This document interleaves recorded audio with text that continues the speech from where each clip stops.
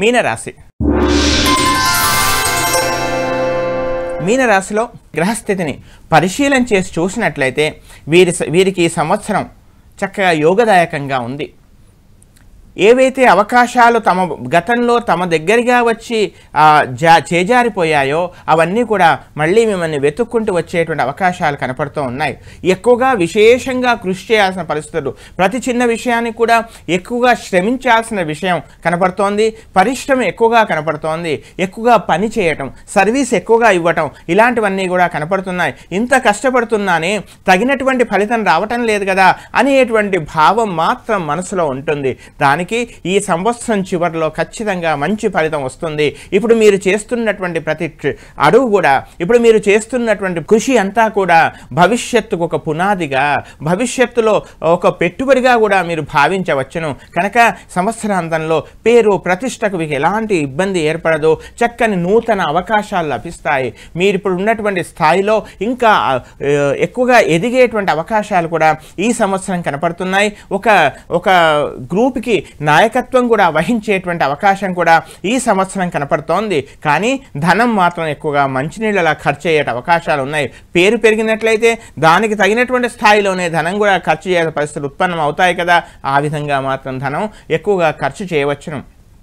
అదేవిధంగా తమ యొక్క సంతానం యొక్క అభివృద్ధి, తమ యొక్క సంతానం యొక్క విశేషమైనటువంటి కృషి, అభివృద్ధి కోసం మీరు చేసే ప్రయత్నాలు, వాళ్ళ భవిష్యత్తు కోసం, వాళ్ళ యొక్క విద్యా విషయాల కోసం ఏదైతే ప్రయత్నాలు చేస్తున్నారో అవి సఫలమవటం, లేదా వాళ్ళ కోసం కొంత ధనాన్ని పెట్టుబడిగా వాళ్ళ భవిష్యత్తు కోసం ఏమైనా స్థిరచరాస్తులు కొనుగోలు చేయటమో, లేదా ఇతరత్రా ఏమైనా విలువైనటువంటి వస్తువులను కొనుగోలు చేసేటువంటి అవకాశాలు కూడా లేకపోలేదు.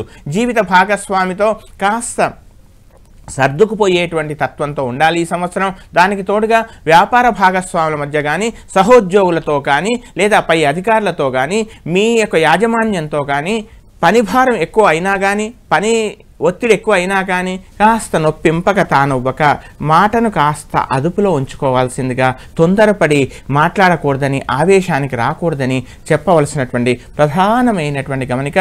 అవివాహితులకు వివాహ యోచన కనపడుతోంది. వివాహ సూచనలు కూడా కనపడుతున్నాయి.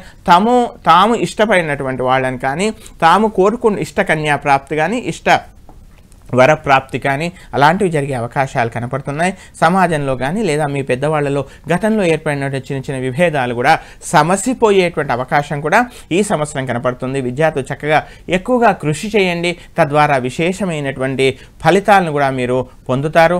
ఇంకా ఉత్తమమైనటువంటి ఫలితాల కొరకు ప్రతిరోజు కూడా శనేశ్వర గ్రహ ధ్యాన శ్లోకాన్ని, అలాగే రాహుగ్రహ ధ్యాన శ్లోకాన్ని ప్రతినిత్యం చక్కగా పారాయణం చేయండి. దానికి తోడుగా శ్రీరామ రక్షా స్తోత్రం, హనుమాన్ చాలీసా పారాయణం, ఈ రెండు చక్కని అనుకూలమైన ఫలితాలు ఇస్తాయి. ఆత్మస్థైర్యము పెరుగుతుంది. తద్వారా మీకు ఏ క్షణంలో, ఏ సమయంలో ఏ నిర్ణయం తీసుకోవాలో అలాంటి ఒక సమయోచితమైనటువంటి చక్కని ఆలోచనలు కూడా మీకు ఏర్పడవచ్చు.